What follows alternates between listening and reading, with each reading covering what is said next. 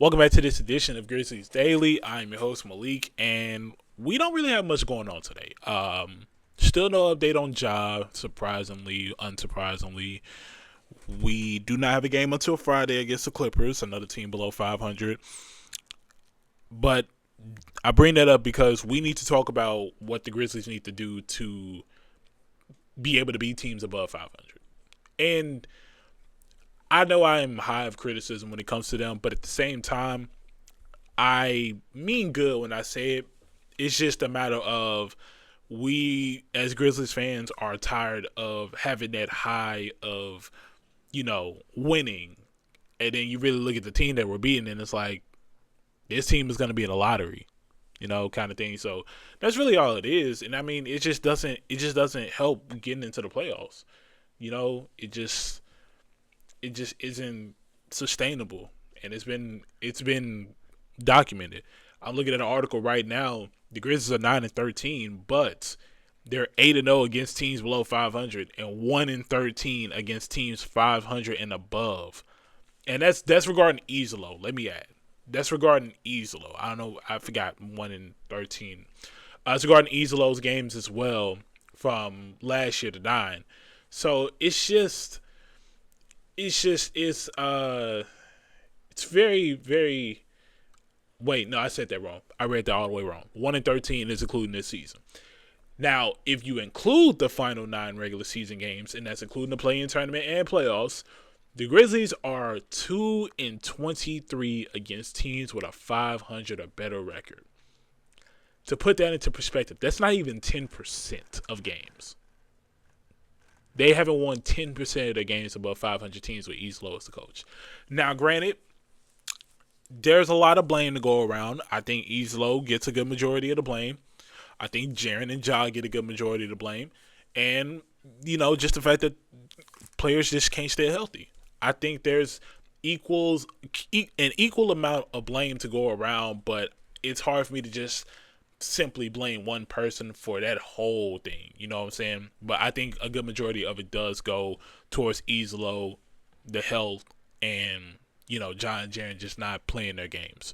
So I think it's definitely something that the Grizzlies need to change. Otherwise, we're looking at another season where they're barely making the play in and they can't even get past the first round. So I think it just comes down to that. But speaking of John Morant, there have been a few NBA executives saying some things about point guards specifically, some similar to, some such as John Morant, Trae Young, and what's the other guy's name? LaMelo Ball. So I have it pulled up right here. I'm pulling it up right now, actually. It's right here. This is from ESPN, and y'all know Mr. Tim McMahon typed this one up because he loves talking about the Grizzlies negatively. This says people around the league believe Ja Morant, LaMelo Ball, and Trae Young all have negative value and wouldn't be surprised if they were traded for one another. One executive said, "I wouldn't want any of them. They all might have negative value. When there are these sort of unwanted superstars, sometimes they end up getting traded for each other. I wouldn't be surprised if that happens in this case." And one of them just straight up, I'm gonna pull this one up because this one was just absolutely insane to me. One of them was just straight up like, Ja is just a shell of himself, and just something similar along those lines. I'm trying to actually think about it right now. Where is that tweet? I have everything bookmarked usually. Okay, here it is. Yeah. This is from an Eastern Conference executive. And this is their quote. They said Ja Morant is a pain in the ass, injury prone, not that good anymore. Also went on to say either you're declining this is from a Western Conference executive. Either you're declining at a rapidly fast rate or you've quit on the coach. We've discussed that before, so I'm not going to say too much about that one. Has Ja already lost his pop? When is the last time he put his chin above the rim? Probably the last time we got a foul call. I don't know why we even talking about that. I mean, I've literally seen him get clipped in the air and nothing was called. So I don't know why that was said. And then another one, this is from a Western Conference GM. John's been going down, down, down. I don't know how much of that is due to motivation. You got to be able to look under the hood. I'm just not sure about his health. And then they went on to say just another things like, the Grizzlies are going to have to move on from Ja. They don't have a chance. Um, yeah, that's Tim McMahon for you. I'm not surprised to see that.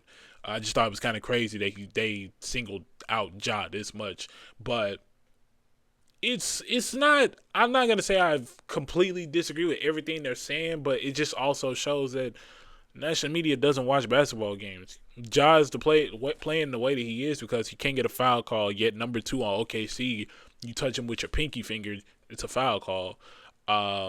He's been clipped in the air multiple times and nothing has happened. I mean, even in the playoffs, Lou Dort clips him in the middle of the air. You can clearly see it wasn't a basketball play. Common foul. Against the Lakers, Christian Coloco clips Ja in the air off on a lob. Ja's out for 2 weeks. I mean, that's just explaining that part. As far as everything else, I think it's just the fact that my guy just can't stay healthy. He just can't stay healthy, but I will say whatever new game he's trying to do, it ain't working, so he needs to figure something else out. But while we here, and I'm going to keep this as super short as possible because there is not much to come from this regarding the Grizzlies. I know I've seen some conspiracies regarding Giannis potentially wanting out of the Bucks and going over to other teams. I've seen some conspiracy theories about the Grizzlies possibly being in the mix. Nothing has been confirmed. There's no sign that says, hey, the Grizzlies are trading for Giannis. I will say if the Grizzlies do decide to go after that, I'd see what all they willing to take. Genuinely. I mean, you got a proven NBA MVP, Defensive Player of the Year, All NBA player, All Star MVP, all that good stuff. You got all that in Giannis. He just needs a good supporting cast around him, and I feel like the Grizzlies are a pretty good supporting cast. It's just obviously very depleted right now. So, yeah, that's all I'm saying on Giannis. If we get any kind of updates, I will make sure to bring it to y'all. But for right now, I don't have nothing else to say regarding that. I just know it's a trending topic, so I thought I'd bring it up. Now, we're going to get into some of y'all's thoughts real quick in the last video because y'all have been showing some major love to the channel. Let's talk about it. I got to pull it up right here. Let's just start with some of the top ones. And let's see which ones we can talk about. Somebody says, Jaren Jackson and Ja are I need the ball in my hands and 5 or more dribble to make a move players. This doesn't fit the system. Yeah, honestly, I agree. And I think they need to come to the understanding that the system does not necessarily have to completely revolve around them to where they're forced to score. They have other players to help out. So I do kind of agree with that one. Next comment, ever since Jaren Jackson got a big contract, he's been a no-show. In my book, if you are a star player, you got to show up every time you get on the floor. If not, hand Jaren Jackson Jr. his walking papers. Yeah. I mean, look, I've never been critical of Jaren until now, and it's because he's getting paid like a superstar.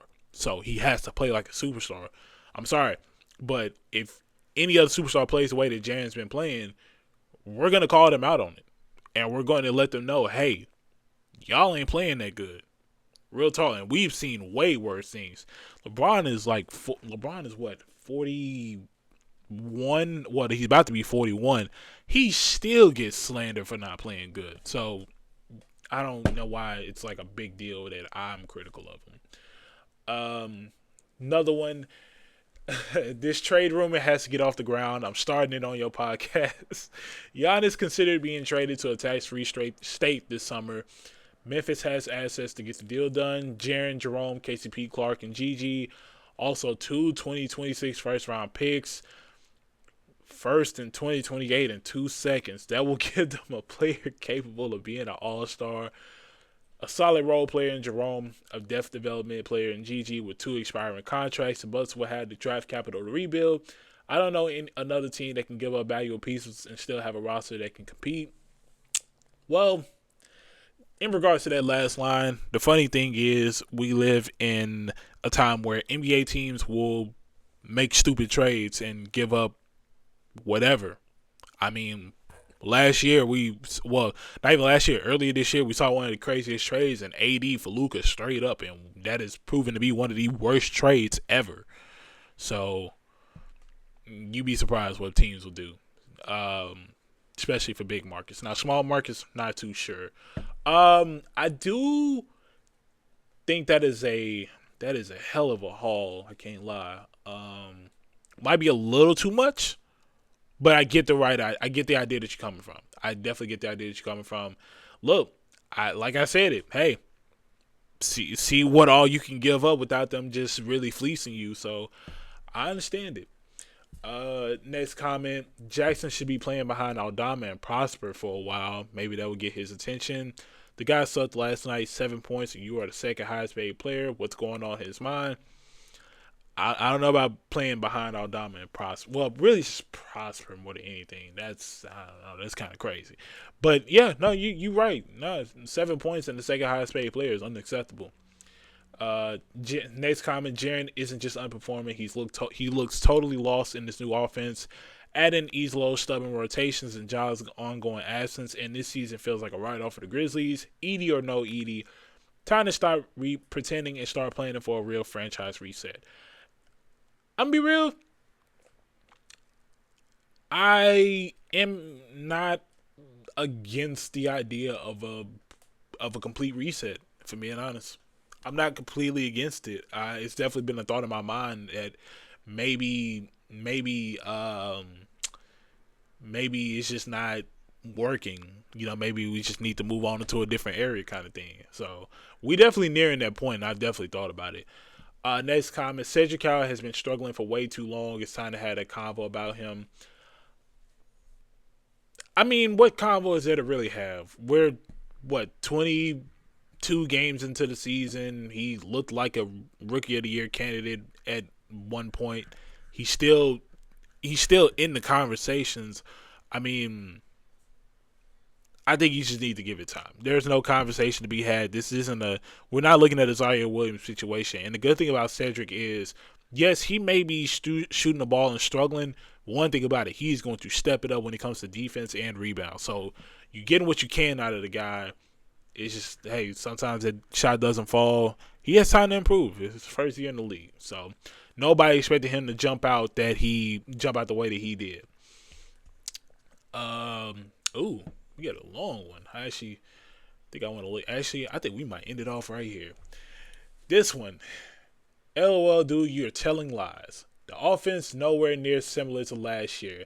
You can fact check the offense started running through Ja and Jaren after the All-Star break.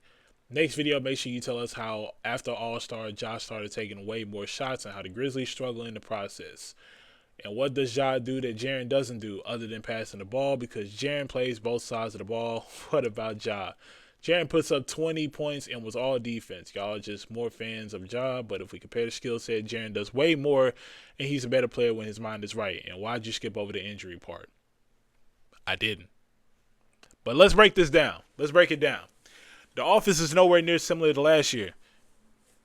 In your eyes, I mean, yes, we have a different offensive coach, and the offense looks slightly different. But guess what? The team also looks a little different, too. You had to adjust because everybody kept getting hurt. And let's be real, a lot of what we're seeing is what we saw in Taylor Jenkins. That's what nobody really wants to talk about. That's why I said the offense looks kind of the same. It's just the fact that Jaren isn't being as aggressive as he usually is. That was my point. And like I said, when it comes to Ja, I have been very critical of Ja. Anybody can tell you that. So I don't know why it's like this, oh, you're being protective of Ja thing. No, I've been critical of the guy.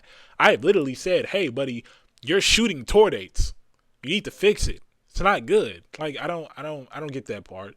And what does Ja do that Jaren doesn't do? Let's talk about this one because I could do a spreadsheet on what everything Ja can do that Jaren can't do, and that's not me slandering Jaren, but that's just genuinely being truthful. Ja can pass the ball. Well, you said other than passing the ball, let's talk about it. Stay out of foul trouble. Actually go up against different bigs. Be aggressive in the paint. Heavy emphasis on being aggressive in the paint. Run the fast break cleanly. Split through a double team. get past defenders at sizes not comparable to him. And other than this season, if we talk about last season, not 4 shots. Oh, and let me add, change the course of the game. I don't even know why you put that line right there. That's just dumb. And as far as Jaren playing both sides of the ball and Jaren putting up 20 points, it was all defense. Yeah, absolutely. If that was how he consistently was that year. Jaren fell off a cliff last year after the All-Star break. We were talking all NBA discussions, and he didn't even make the team. It wasn't a snub. It just he genuinely fell off at that part of the season. So that's not that. And Jaren does play both sides of the ball when he's not in foul trouble. He's literally, I think he has the most fouls. I think in like a 10-year span, he has the most fouls out of anybody or something like that. I can't remember the stat, but it's something like that.